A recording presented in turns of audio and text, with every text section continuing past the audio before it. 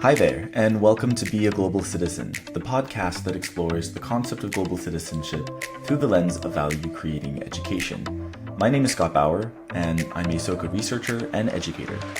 I hope you find the discussions, stories, and insights on this podcast to be valuable and inspiring as we strive to become global citizens who are committed to living a contributive life. Enjoy the conversation.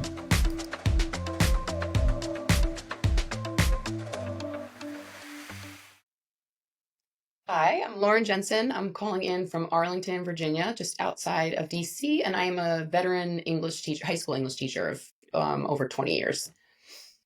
Amazing. Hi, Lauren. Thank you so much for joining me on the podcast. Love talking with veteran teachers. So much knowledge and experience, and the art of teaching. I think is incredibly difficult to master. But I have no doubt that you are there already, if not nearly there. So definitely, I'm sure your story intersects with the stories of so many other people, right? Young people in high school trying to figure out what's to come in their own lives, and so this is an exciting opportunity to hear a little bit more about what brought you to the work being a teacher, and why English in particular. So I'd love to hear from you a little bit more about your backstory and what led you to want to become a teacher. And you can take us back at any point that feels like is a good starting. I'll let you kind of share out. Thank you. Sure. Thanks so much for giving me the space to share. So I come from a family of educators. My sister is an early childhood educator, an art educator. My mom was an elementary school teacher,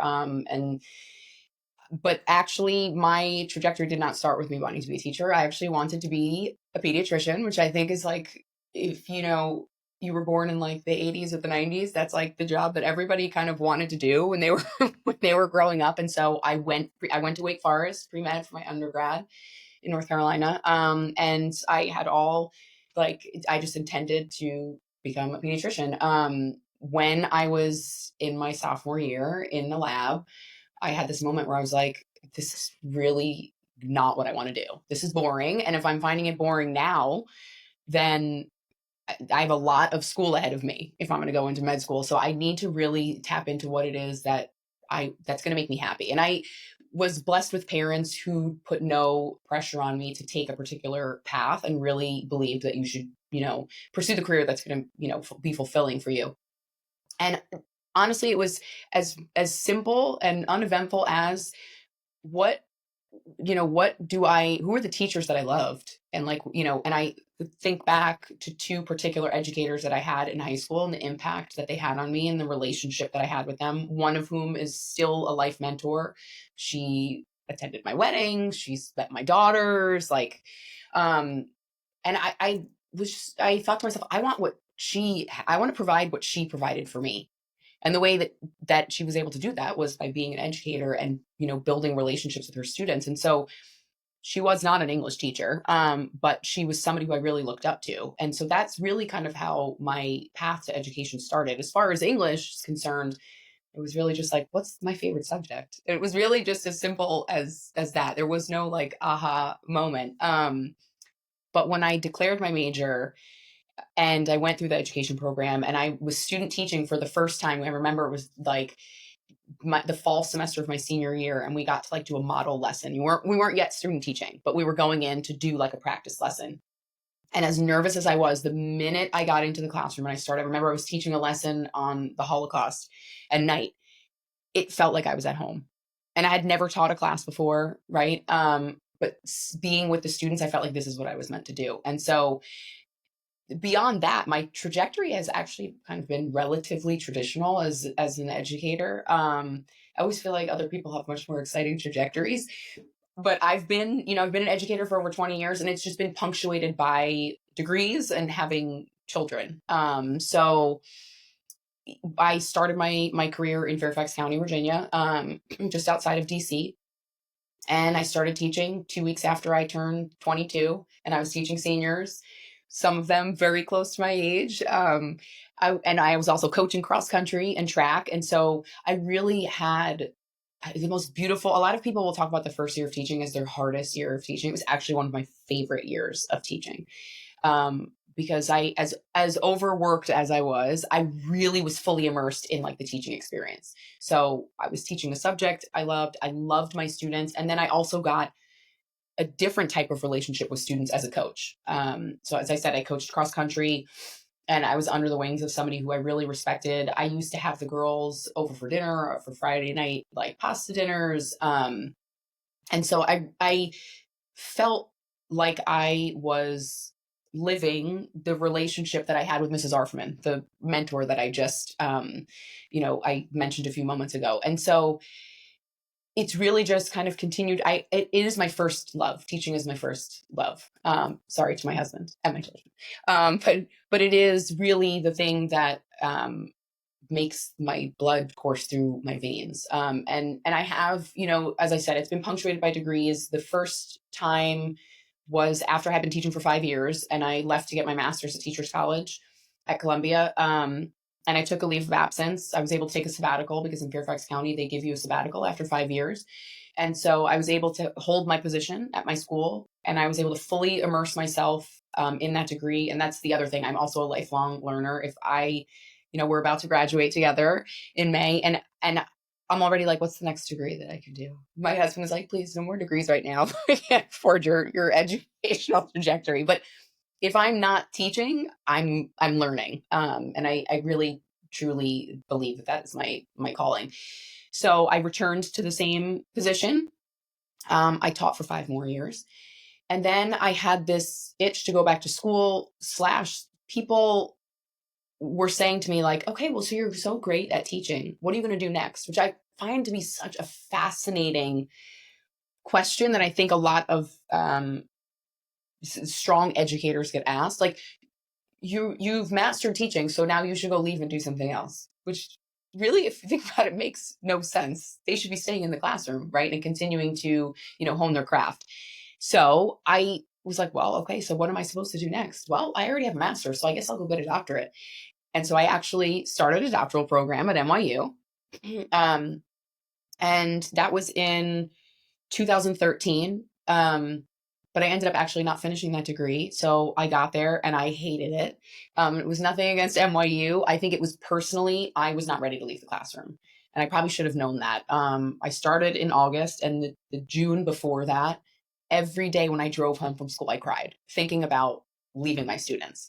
And so that should have told me, like, maybe you're not ready to leave. But I'm also a distance runner, and we don't like quit things. And so sometimes we just, you run some marathons, so you just power through, right?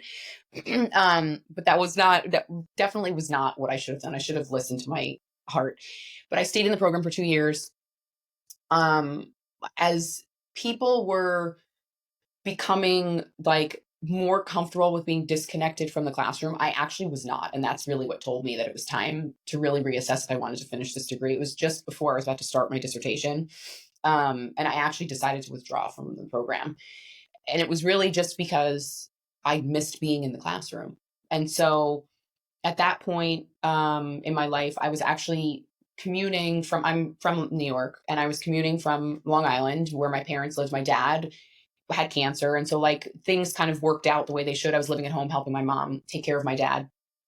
And I decided to withdraw. And coincidentally, the school, Mrs. Arfman, the teacher that I referenced earlier, showed up at the library when I was studying. And she was like, we have an English position open at Glen Cove High School. And that's that was my alma mater, and it was also where she taught. And I was like, okay, so I'm going to apply. So I applied and I got the job. So basically I withdrew from NYU, and then the fall I taught at my alma mater. And on the first week of school, when we were doing like teacher training, she's like, I want to bring you to your classroom. Now she was in charge of social studies and English at the time. They had like collapsed the subjects or the disciplines. And she walked me to my classroom, and it was the classroom that she taught me in. And that was then my classroom. And the murals were still the same. Like there was something, it was just a really beautiful, like full circle moment. So I taught there for 3 years, and then I met my now husband. And coincidentally, he's divorced, and I have a stepson, and his ex-wife had moved to Northern Virginia. And so we dated for a bit, and we were, traveling back and forth. And he said to me, I want to be around my son more. So I just don't, I think I need to move to Virginia. And I was like, okay, great. Actually, I lived there for a decade. And he was like, what? So it was just, again, another like full circle moment. And so, okay, so I leave Virginia. I mean, I leave New York to go back to Virginia. And it just so happens that the person who replaced me when I left my school in Virginia, he was leaving to get a doctorate. So there was another opening at the school where I had taught in Virginia. So this is what is now called Lewis High School, but it was Lee High School when I taught there. So then I returned to that school again. So it's just basically like I just kept breaking up with the school and like returning to it. So I've been in that school. I've been at that school for, I think I was there for 16 years. And then about a year before COVID hit, I got pregnant with my oldest, who's now 5. And just for a bit of context, my husband owns an international fitness, like digital fitness brand, and he travels a tremendous amount. And so I had some concerns about being able to be the teacher that I wanted to be and also being the mom that I wanted to be, because I was always the teacher that, stayed at school like 12 hours a day and had the students like hanging out in a room after school. And so I felt this tension there. Like, how am I going to be able to do both, like, as well as I want to do them? So Fairfax County happens to have an online campus. And they happened to have one while I was pregnant with Sloan, they happened to have an opening for an English teacher. So I applied just to kind of feel it out. And I ended up getting the position. And so for a bit of time, I taught at Lewis High School during the day. And then, on Tuesday evenings, I would teach English 12 for the online campus. And when I got the job, I said to the director, I haven't told anybody, but I'm pregnant. And he's like, okay, well, that's great. We don't give maternity leave because it's online, but like, that's not a problem for us. And he was like, but I will tell you this, a lot of the time people will say that they're not going to leave when they're pregnant. But my wife said the same thing, and she's been out of the classroom for 17 years. And I laughed it off, and I was like, I'm not going to leave. Well, okay. Then COVID hits, and I shifted completely online. And I feel like I need to say that because a lot of the time when I tell people I teach online, they're like, oh, so like because of COVID? And I'm like, no, I actually went online before COVID. My job just became kind of obsolete once COVID hit because everybody learned how to teach online. But I say that to say I then shifted online completely once I had my daughter, because I was able to be a full-time parent and then also stay connected to the classroom. So I teach AP literature online. I've been teaching for 5 years. And then most recently this fall, I started teaching for an online international school called Crimson Global Academy. And I teach AP language for them. So I teach at both of these online campuses, very, very different. One is public, one is private.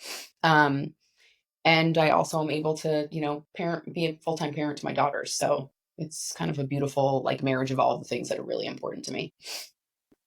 Wow. Thank you so much, Lauren. I'm just amazed at this teacher journey of yours and how it just was. It feels like it was meant to be, right? Yeah, Since no, it does. I know it sounds so cheesy, but I really do feel like that.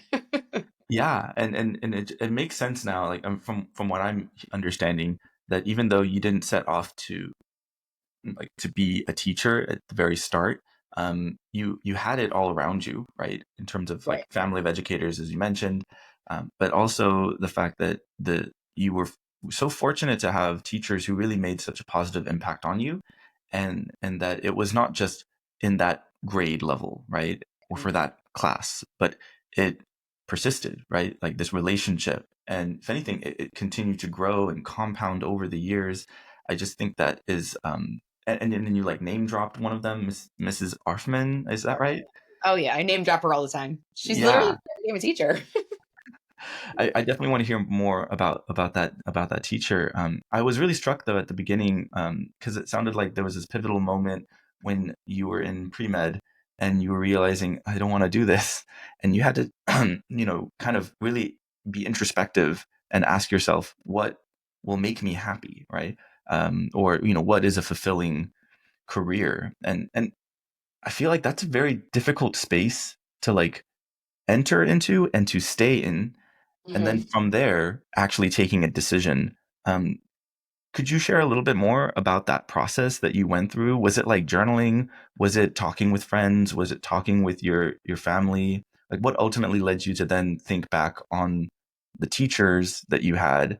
Like, because I feel like a lot of us we kind of know in our heart like if something's not right about the work that we're doing, but we ignore it. But you made a very intentional decision. So like what was going on in that moment for you? So I think for number one, I felt a lack of connection, and it is real. Human connection is incredibly important to me.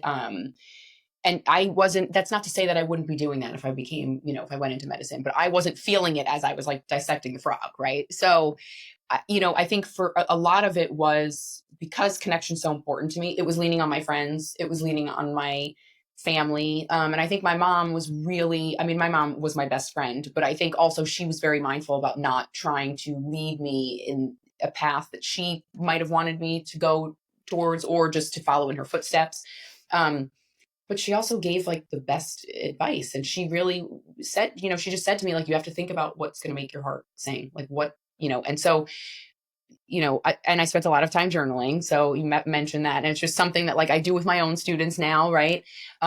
We use what we call a writer's notebook, and anytime they need space, to really kind of work through things, I always tell them to just go into your writer's notebook. And it really, I think in that journaling, I was thinking about the people who had the greatest impact on me. And I think really that's what brought me to teaching. Like, who were the people that had the greatest impact?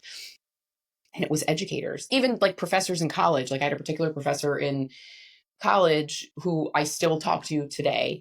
And she's also one of my like greatest influences. And I think, and she wasn't an education professor. So I think it was just the people I connected with were educators. And so at the time, I think I probably thought, well, those are the people that know how to connect.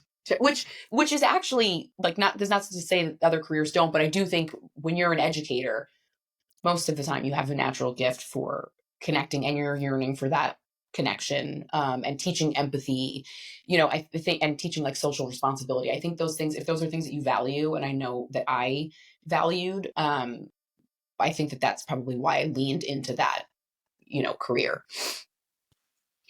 Totally makes sense. I mean, as a fellow educator, Right. the piece about really wanting to connect with others, the two words that come to my mind from what you shared, is connection and impact, right?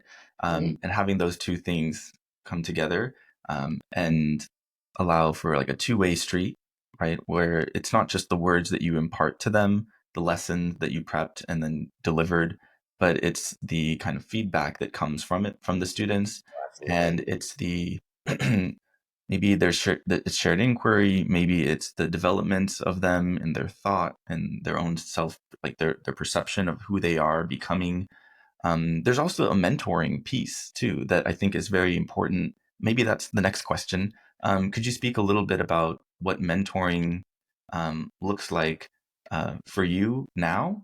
And then also, like, what did it look like back when you started off at like 22? Like, because I'm sure that it probably is a little bit different because you were still kind of figuring out a lot and thinking, oh, I mean, I'm the one that needs to have my teacher mentors to figure this out. But unknowingly, right, you have these younger folk looking at you with maybe only like a handful of years, you're their senior, but still thinking like, right, you're my mentor now. So like, how did you negotiate that dynamic, Yeah. thinking about your early career and then now where you're at? So I'm laughing because when I was a young teacher, those kids thought they were my friends. So I think they, like, I was a mentor, but also they were like, come on, you're only 22, right? Like, and anybody that's been a young teacher, I think, kind of chuckle at that. They gave me a really hard time. I would like get stopped in the hallway for a hall pass. Like, I'd get like, why are you in the copy room? Like, I get all of that when I was like a first year teacher.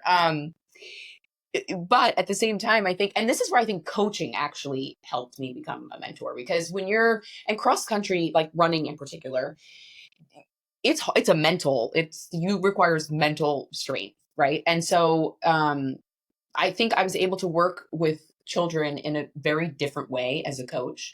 um and so I think I was more a mentor as a runner, as a running coach than as a teacher.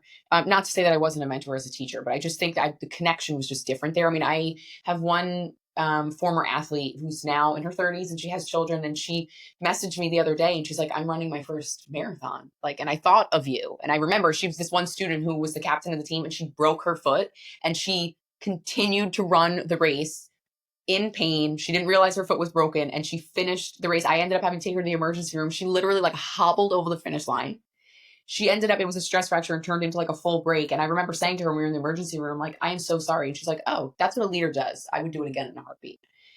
And I was like, wow, okay. She like little bit nutty, but she understood like leading a group of people. And I mean, what a beautiful quality to be able to understand and embody as like a 17-year-old kid. And my trajectory as a mentor has obviously shifted a ton over the years. So in a lot of ways, I feel as an educator, my job, even more important than teaching reading or writing, like my subject matter, is teaching them how to trust themselves and also to be confident in owning their future. Whatever that future is going to be, that they are going to just own it, right? And take the reins. And that confidence isn't natural to a lot of young people. And so I think showing my students that I'm confident in myself, and then also kind of fostering that belief in themselves. Because I will say a lot, like English is an interesting subject to teach because a lot of kids come to my class saying to me, I'm not a good writer. And so they don't, and I'm like, why, where did that come from? And whether that's, they got a bad grade in a previous year, or like, there are some teachers that will like, maybe the delivery isn't great with the feedback, and they come into my class and they're like, well, I'm not good at this. And so I think as far as the chunk of my trajectory as a teacher, I've spent a lot of time, coaching students to understand that everybody is a writer. Everybody is a writer. And so I write alongside them. And so I think in a lot of ways, mentorship is modeling what you are asking other people to do. And so that is what, as a writing teacher, what I've done. I always write alongside my students. We publish our writing, right? It becomes public. And so they have an audience other than just me. And they never believe me when I say this, but I always say to them, like, I'm the least important audience for your writing. The only thing I'm doing is giving you a grade, which is, in the scheme of things, is really not that important, right? The message that you're imparting on the world through your writing is what is of value. And so the kids don't believe that when they first get to your class. They think I'm like full of it when I say that. But after lots of time together and writing alongside them, like, they will leave my class feeling like they are writers, like they have something to say that matters.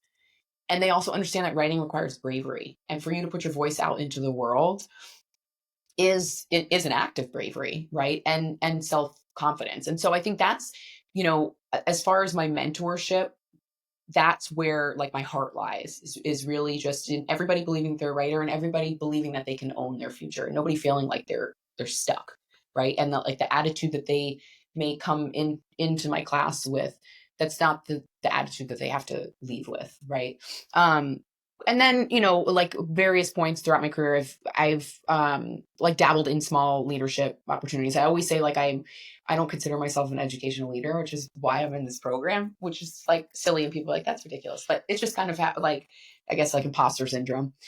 But I do work with the National Writing Project, and so that's essentially, it's mentoring teachers on how to teach writing. So I've led some summer institutes through George Mason University, through their the Northern Virginia Writing Project, which is part of the larger National Writing Project. And so I've done, presentations at conferences for them.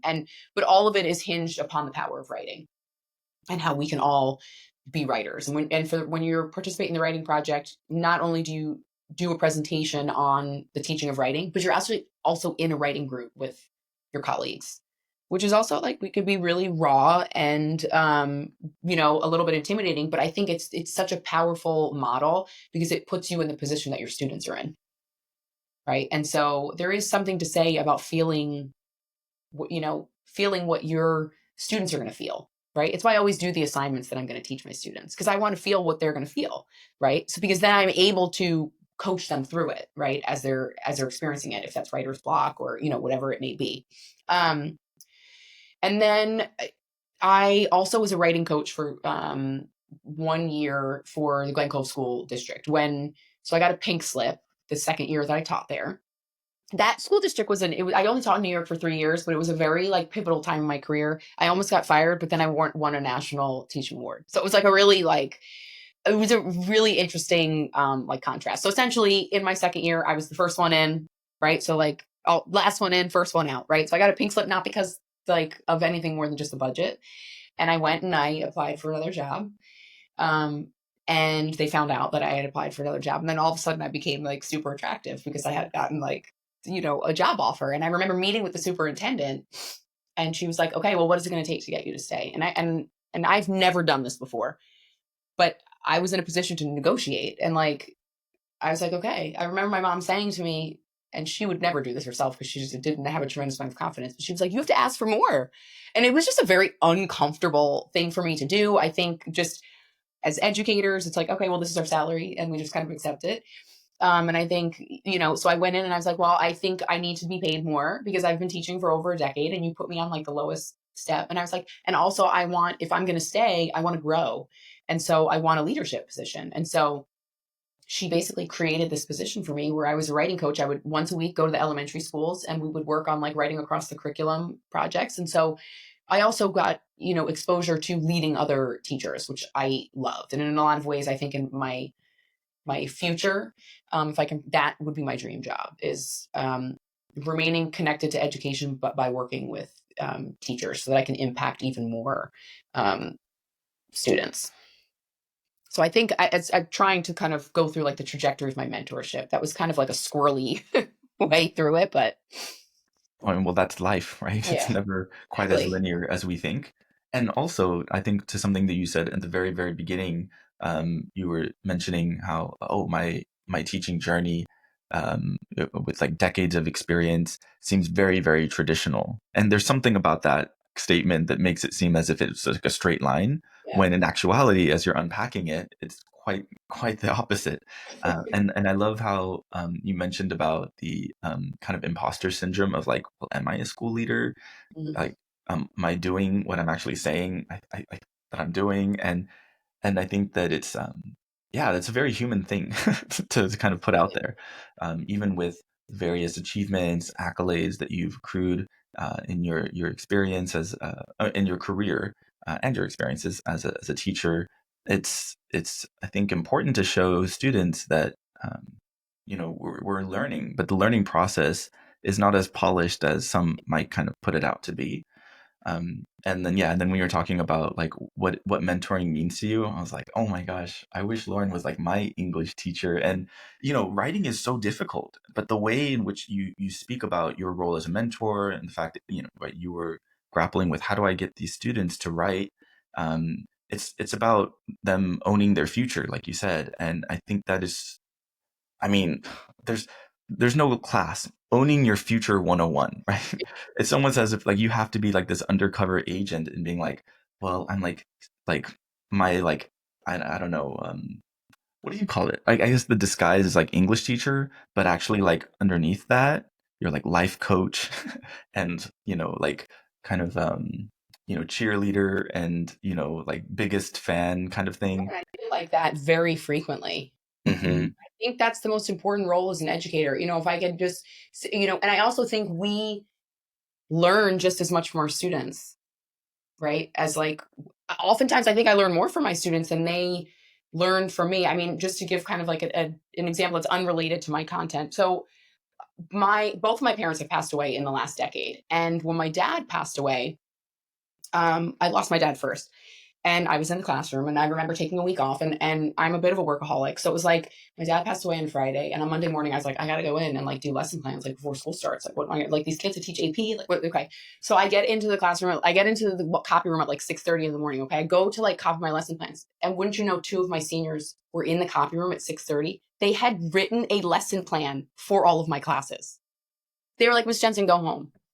We got this. Like you're hurting, go home. I mean, they taught their own class and then they taught my sophomores.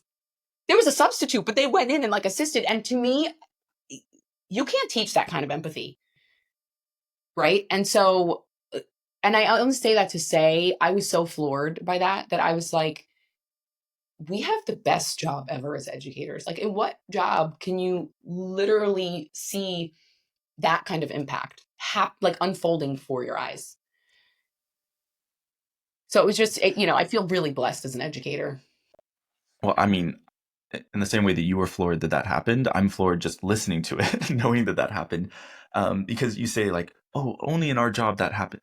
Well, no, you built the relationship, and you invested the time, and those students were, if anything, just mirroring back the same behaviors. I mean, this goes back to like modeling behavior, right? They were showing you an aspect of who you were in a moment of incredible turmoil and sadness, right? You were grieving, and the kindness that we put into the classroom, I think, as teachers on a daily basis, we don't always see it immediately reflected back at us, but in like a critical moment, for them to have done what they did, again, it's like a testament to you as a teacher, and I just Yeah. find that to be such a beautiful and wholesome moment. And I was like, oh, that's so great. No, it was, and I still um, look back on it and I'm like, I can't believe that happened. But it is just a testament to the relationships that you can build as educators, right? And like the humans mhm, that we are, fostering them to become.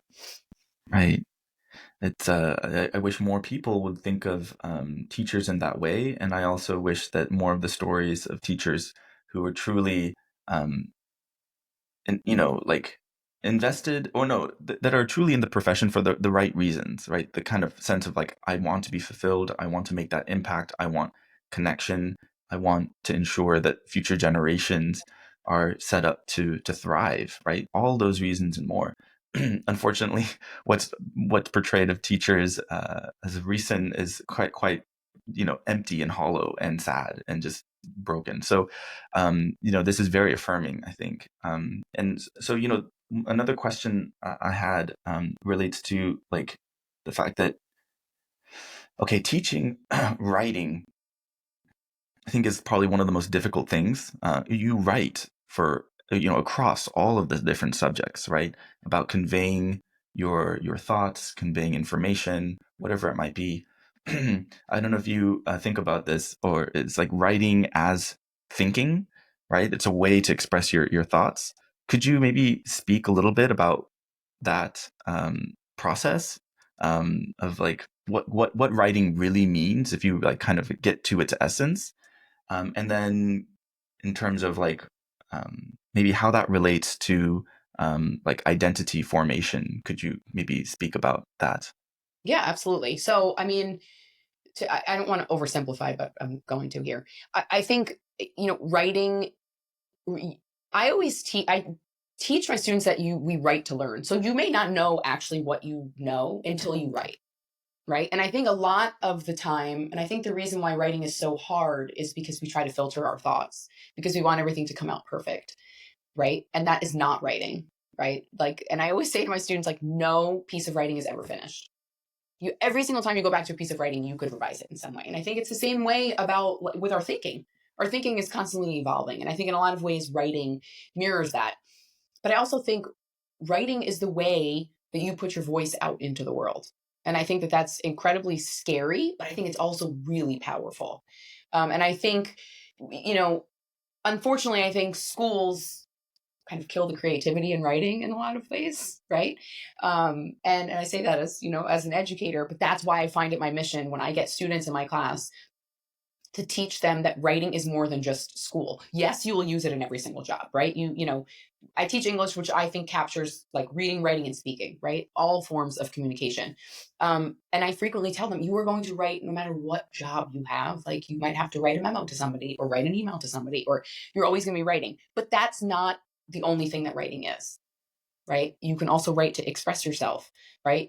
You can write to, like, I got injured before I ran the Boston Marathon, and it was like a really traumatic experience for me because it was like a life goal, and I wrote my way through that. Like I wrote a memoir about it, right? And I often share that piece of writing with my students because writing is how we work through things, right? Um, and I think that goes to the identity piece, right? But I think it's hard to teach, and I'm having this conversation. My sister is also an educator. I mentioned she's an early childhood educator, and she's a 7-year-old son. And right now we're working on kind of a business idea that is like a writer's notebook to help young people build skills to manage their mental health. Right. And one of the conversations that we've had in this planning process is her son is 7 and already thinks that writing can only take place in school. So like he was like bored one afternoon and she was like, why don't you write a story? Like, let's write. And he's like, oh no, I only write in school. And so, but it was an eye-opening moment for us as educators. We were like, he's only 7 and he's already thinking like he can only write in school. And so I think, you know, as humans, as parents, as educators, it's our job to, you know, show young people that like writing doesn't just take place in school, right? It's how you use your voice and how you put your voice out into the world. And that is really powerful. But then you also better be careful how you use it, right? I do this unit with my students where they interview individuals in the community and then they transcribe that and they turn it into a profile. And those profiles get shared like publicly. And we have a lot of conversations about like representation, right? And you know, you're representing another human being in your writing. And how beautiful is that that you get to share this person's story, but also you're holding this person's story in your hand.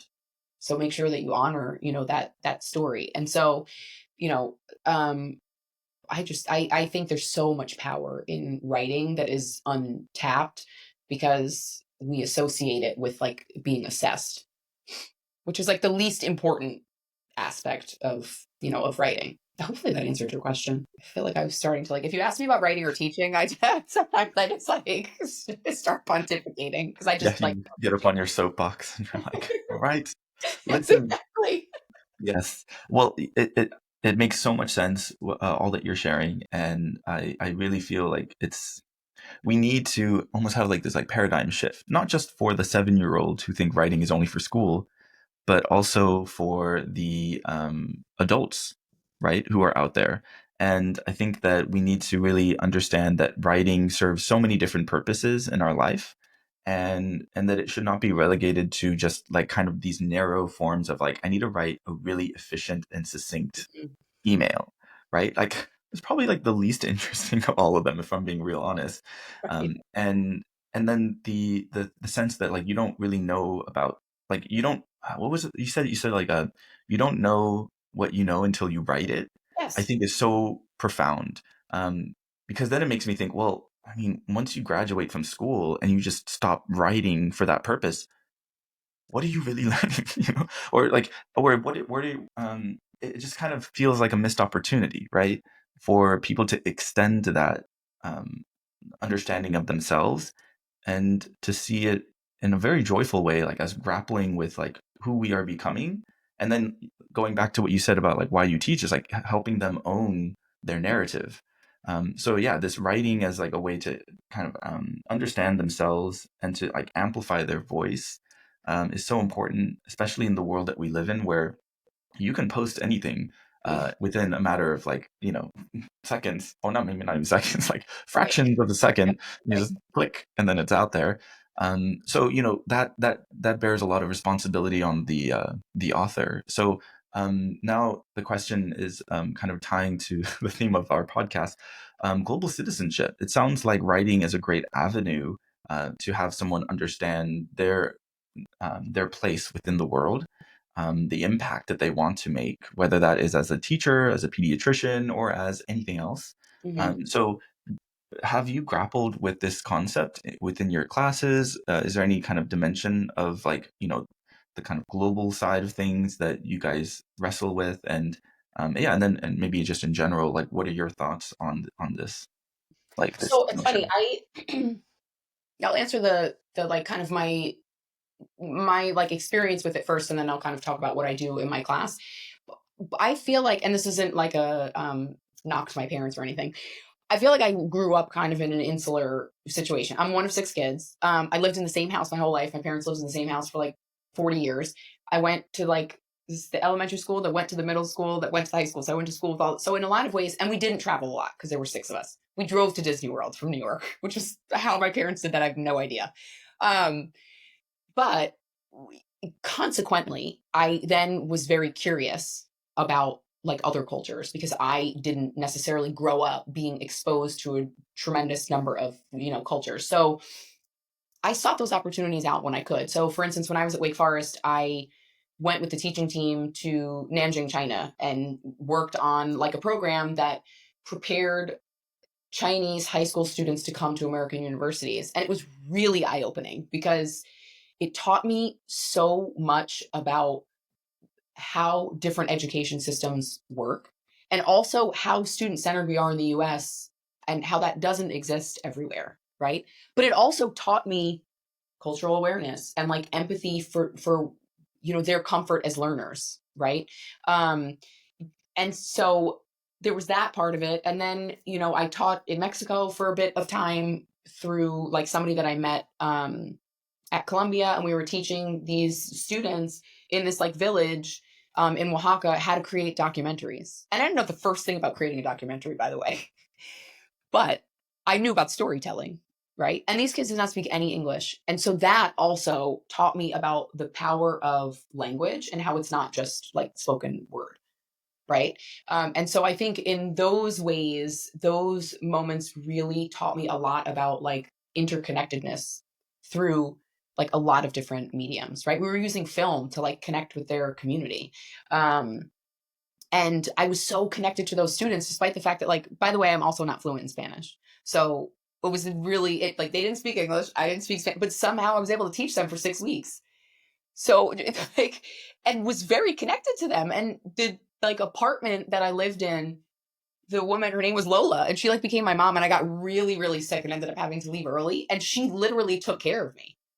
And she's like found me on Facebook. Like, I'm just, again, like the interconnectedness of just, and human connection. I think to me, like, being a global citizen isn't like about a passport, right? I think at the beginning I thought it was like, well, let me go teach here so that I can learn about another culture. But I really just think it's like understanding and interconnectedness to other people, regardless of like where they are.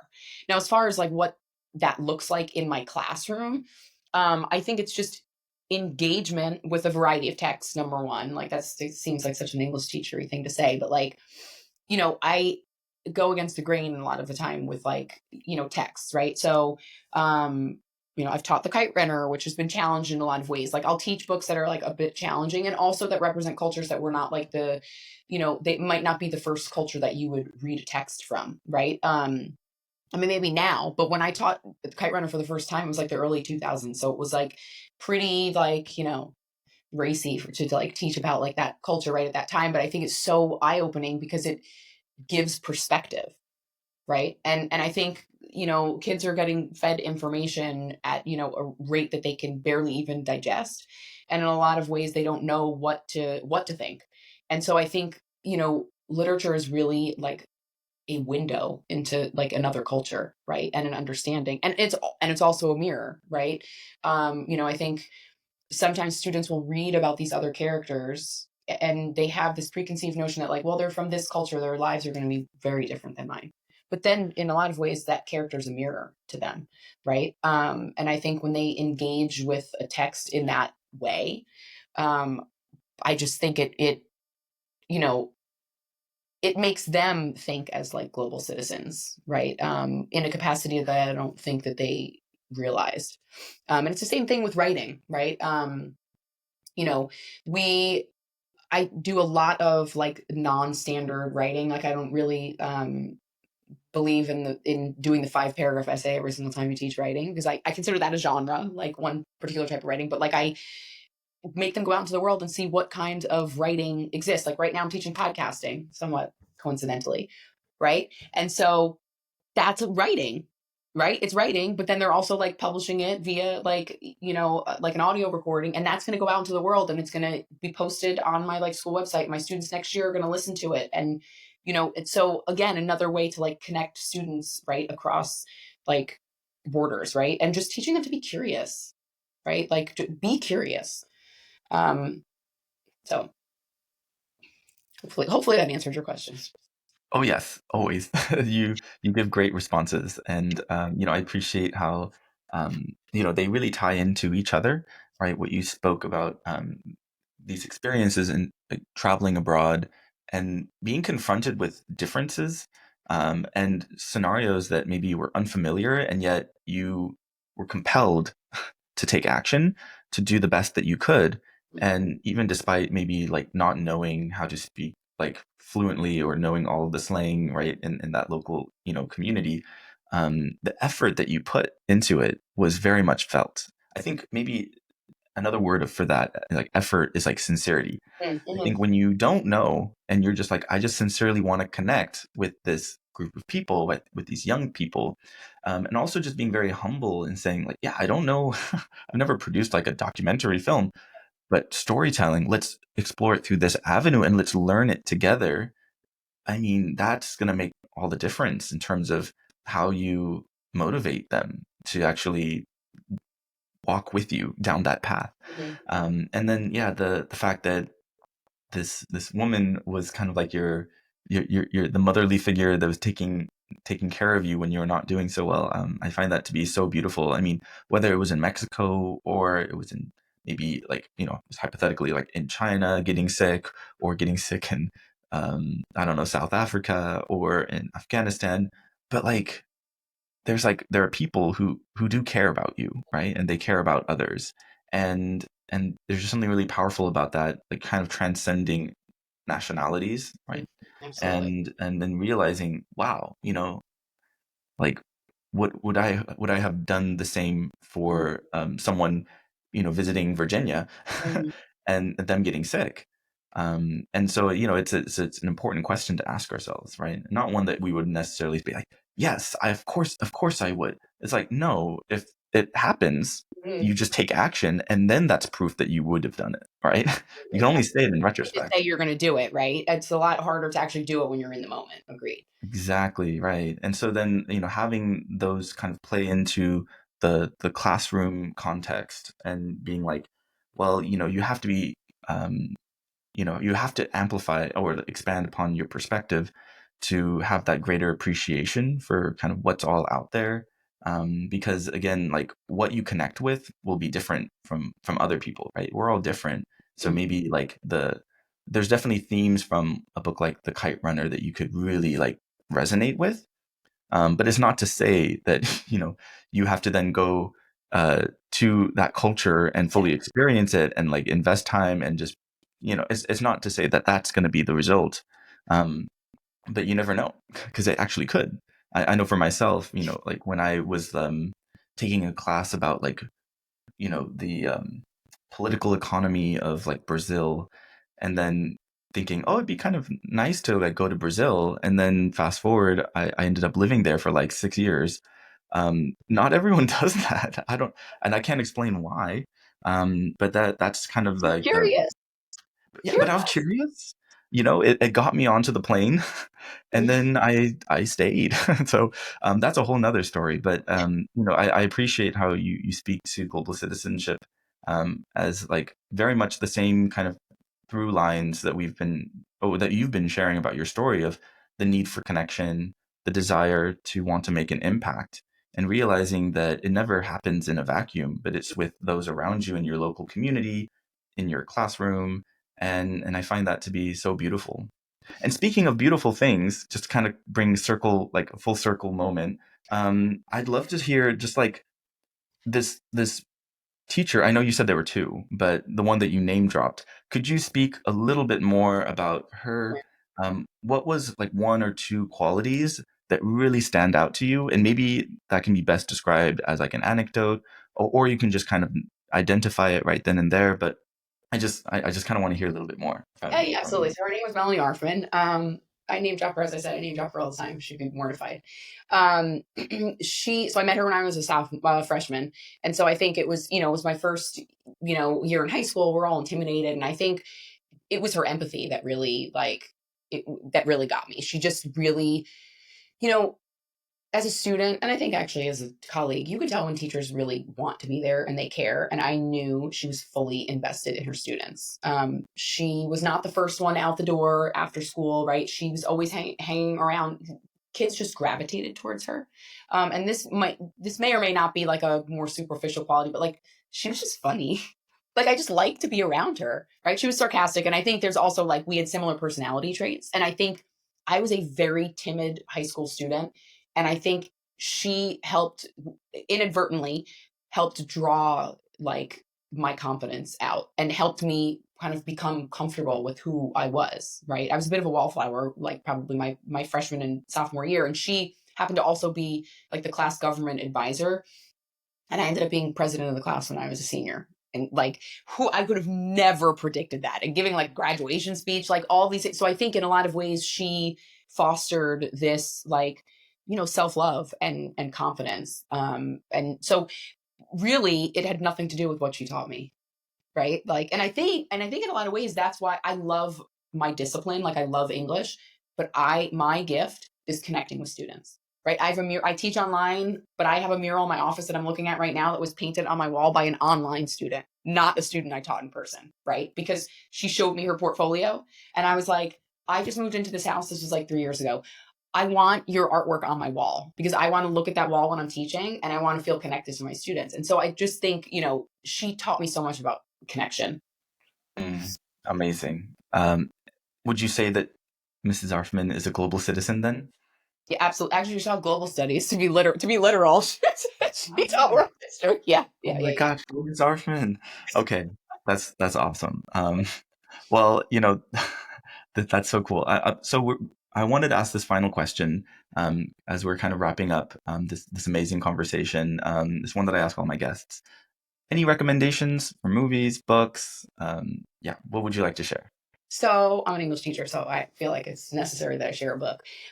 No shade to movies, but I would recommend Persepolis by Marjane Satrapi. If you're not familiar with it, it's a graphic novel about this young girl growing up during the Islamic Revolution. And there's a few reasons why I would choose this text. Number one, I think graphic novels don't get enough attention as like a literary text, and I think it requires a different set of like literacy skills, right? You have to learn to read images, read line style, read facial expressions, right? A lot of the time when my kids are reading it for the first time, they literally just read the words, and I'm like, you just missed half the book.